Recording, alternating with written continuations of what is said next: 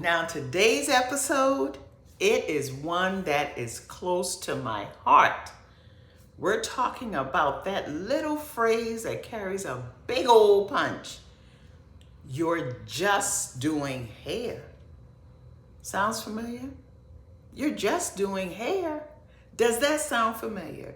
If you're a stylist, you have heard it. If you're a client, you might have said it. Not anyone watching this episode, it might be the people in the back, the people who's somewhere watching something else. Because listen to me, today we are going to unpack that, because trust and believe me, it's never about just hair. It's so much more than that. Let's talk about the emotional labor that goes into it. Let's talk about the healing nature.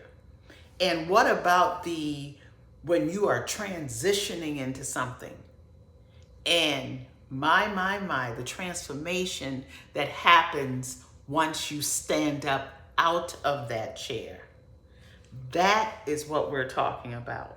So let's not dismiss what's really happening here, but also let's talk about why it matters. So pull up a chair, get comfortable, and let's dive in. Welcome back to another episode of Hair My Side. I'm Angela Fuller. I am your host, and this is a place where we talk about real conversations, because we're bridging the gap between stylists and clients, one real conversation at a time. Now, I don't want you to miss any of this. I am a retired stylist. I'm a coach, and I'm a woman who is passionate about this industry. So I sat down and I wrote about 5 things that I want you to really get into. Allow it to sink into you, because if we are not careful, we are going to lose something very precious about this industry. So I got 5 sections, and whichever one floats your boat the most, that's the one I want you to sink into, okay? Section 1, we're talking about more than hair. Section 2, emotional labor is real. Number 3, power dynamics, plus, guess what, disrespect. And 4 is hair, our identity, and the power that comes when we consider our hair. And number 5, the stylist, and how she provides a safe space for you. So without further ado, let's just go ahead and dive in. Grab paper, grab pen. We're not going to talk today, and we are going to come to some beautiful conclusion. So section 1, more than hair. Listen, I've been behind the chair for 30 plus years. And what it has taught me is something that you can't even learn in a book. And that is this: every head of hair comes with a story. Every one. It comes with a breakup. It comes with a new job. It comes with a funeral, unfortunately. It comes with a new baby arriving. It comes with reinvention. Stylists just don't style. No. That's not what we do. We witness. We witness the events that happen in our clients' lives. And that witnessing, hear me now, lean in, that space we create. That's right. We as stylists create the space to witness to and be a witness for our clients. And so stylists, we just don't style, we witness. It's a sacred space. It's a sacred space, y'all. And yet too often, we as stylists get reduced to just doing hair. I want that to sink in. I want you to feel it. I want the stylist to feel it, and I want the clients to feel it. And it hurts. Sometimes it hurts. But guess what else we do? the emotional labor that stylists carry, that's real too. But you don't know it because we pour everything into you. When you sit in our chair, it's no longer about us. It's designed that way. It's designed to be about you. So what do I mean by emotional labor is real? Well, we listen. We're holding tension. We're holding your tension. We're absorbing your energy. Every smile, every vent session that you give us, that you come with, every silence that you bring, we read that. And then we internalize it as emotional labor.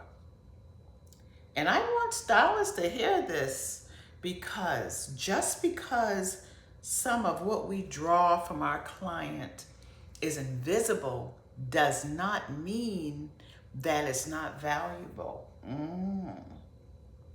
And I want clients to hear this. Just because your stylist might be quiet does not mean that she is okay. Your stylist, when she's done with you, and the individuals that came before you and the clients that came after you, guess what? When it's time for her to go home, she's taking a lot of that with her. It's more than just the smell of shampoo and conditioner or hairspray. It's more than just the little pieces of hair that gets on her. She's taking more than that home. She's taking all of your emotional expression. She's taking that with her. Because only a few of us have learned how to decompress, compartmentalize and decompress before we go home to meet our families, our friends, our partner, our dog. A lot of that stuff we take with us.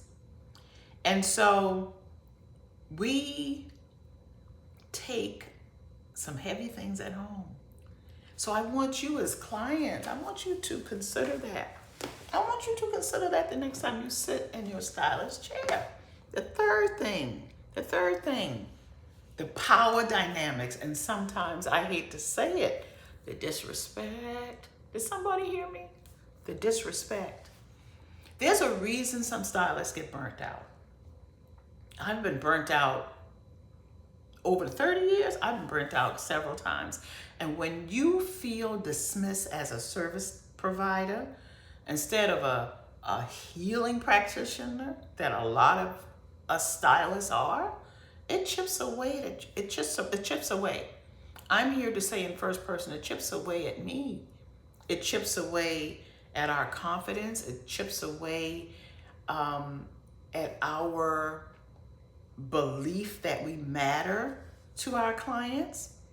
And it makes us, at times, it makes your stylist question her worth. Did you know all that take place? All you see is her fixing your hair, smiling, getting down at that shampoo bowl, taking care of you. That's what you see. But there's so much going on in your stylist. Just as when you come into that salon and dump it all on her, I can guarantee you half of what you're going through, she's going through as well. And that's what we have to remember. And this happens especially in spaces where stylists are women, Black women, immigrants, women of color, brown women. This isn't just about beauty, y'all. Never, never, never is. This is about how we respect labor that is emotional, that is artistic, and deeply personal. Like I said in the beginning, this one is near and dear to my heart, so I hope you show me some grace, because we need to hear it. The conversation needs to be had. This is one of those real conversations that we are having. The fourth section is hair and what that represents, what hair represents. But before I dive into that, I want you to consider the three that we just went over. And if any one of those you resonate with, put in the comment me. Do you understand as a stylist or a client that doing your hair is emotional labor? That is emotional labor, yes. Also, doing your hair, there's a power dynamics going on. And there's sometimes could be a level of disrespect. If that's you putting me, power dynamics and disrespect. Or if you are the person who sometimes can view hair as your identity, or is it your power? Because hair isn't vanity. It's never been vanity. Hair, we've been told, is our glory, is our self-expression.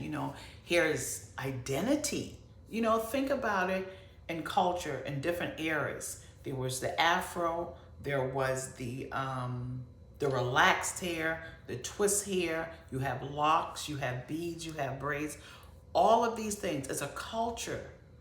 It's a declaration of who you are. And guess what? And the person shaping that, that's not a just. She is shaping your identity. That's not a just. That is someone who holds the power to uplift you, to transform you, or to traumatize you. You ever thought about that? You're trusting this woman behind that chair to do all those things. And yet, when you think of her, you're emanating, oh, she's just doing hair. Just a little food for thought. So this is why, in my opinion, this conversation matters. And that's why we're here. We're getting this conversation out of the way so we can pave the way for beautiful conversation, a beautiful experience in the salon. And the way to have that is to first have this. To first have this conversation. If you agree with me, say agree. If you don't, I want to hear that too. I disagree. But don't disagree and don't say why. Don't be shy. The last section that we're going to talk about is a stylist. When you think about your stylist, do you think about a safe space?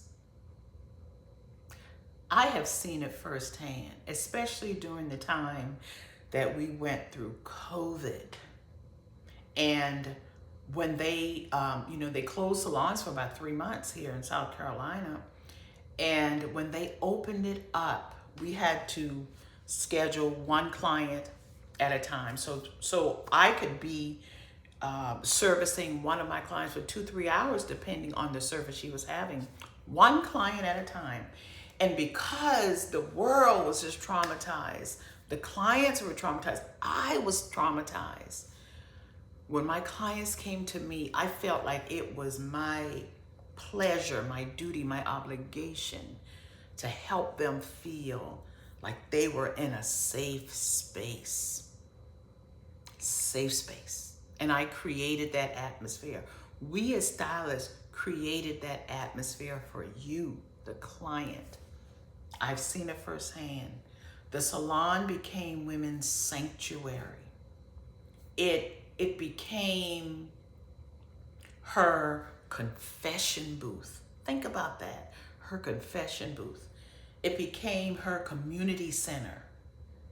And that's what it is today, a community center. And if we're not careful, we're going to lose that touch. But not on my watch. Jan Levanzat. Not on my watch. It ain't going to happen on my watch. The salon is also a therapy room for clients. And a lot of times when it comes to the therapy, it's not just the client, the stylist doing it. You've got other clients rallying around that client who needs that listening ear, who needs that shoulder to cry on. Honey, we have had church in my salon, laying on hands, praying, uplifting, because she needed it, because tomorrow it could have very well been the next person's time. So yes, The salon serves as all of that. It serves a place in which we help clients get clear. And clients help stylists get clear. We bring clarity to each other. The goal ought to be that we bring clarity, that we instill courage in one another, that we build confidence in one another, so that ultimately all of us can be joyful, all of us can be happy. You know what I mean? And that's what we've got to get back to. And if we're not careful, we're going to lose it. So let's stop playing like this is surface level work. You know, I'm sick of that. Let's stop playing like this is surface level work, because it's not. Stylists hold, in my opinion, the soul. We hold your soul while we touch your scalp. And stylists, you got to take it seriously. It's not just the clients. No. It's time for stylists to take this opportunity for what it is. It's an opportunity to encourage, to transform, to give women their confidence back. You, the stylist, you hold that power. And for those of you clients who are not getting that from your stylist, some of you may feel like you give everything and get nothing. You don't get it. You don't ever get what you want.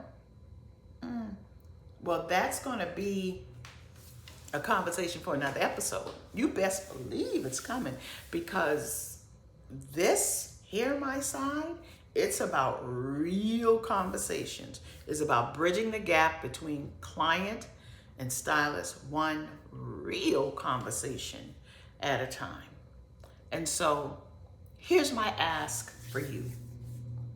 Let's start to shift the language. Can we do that? Can we just start to shift the language? Let's begin to shift the mindset of each other, of one to another. Stylists, I want you to take up space. Take up space. Know your worth and speak your value. And speaking your value, yes, price is a part of that. Compensation is a part of that, but your internal value, the fact that you know your craft, the fact that you've trained for this, the fact that you attend classes, you pour into personal development. So take up space. Take up space and take it up proudly. Know your worth. And clients, I want you to honor the hands that hold your crown, baby. We gotta honor the hands. Begin to honor your stylist hands. If you've been coming to her year after year after year after year, you've been satisfied about something. So begin to honor her hands, because she holds your crown. Ask her deeper questions. Help her serve you better. She is not a mind reader. She got to keep up with anywhere from 7 to 10. Some people do 15 clients a day. Help her. Ask deeper questions. Tell her what you want. Ask her, is it possible, given my hair texture, given the time, given the condition of my hair, can I get this? Not, I want this. Build real connections. Build soulful connections. Because when we recognize the depth that we have in a salon between stylist and client, that thing stirs something in my heart. Because that's when we begin to open the door to mutual respect, better communication, and less hurt on both sides. Because we ain't doing that no more. We not disrespecting each other. No, absolutely not. So I want you to drop a comment of all the things I've talked about. Drop a comment letting me know what touched you to most, what you identify or connected with the most. And have you ever felt dismissed? in your work behind the chair, stylist? Have you ever felt dismissed? If that is so, say so. Or have you ever caught yourself underestimating clients, what your stylist was holding for you? Have you done that? And if so, let's talk about it. Let's have the dialogue. Let's have the conversation. Let's grow from it. Let's grow from it, because this is a safe space for both sides, because we got this. And as I say thank you and goodbye, I want you to remember this. From a retired stylist, from this digital salon space that I am trying to create, listen to your soul. I'm Angela B. Fuller, and until next time, protect your peace and protect your edges. I'll talk with you soon, okay?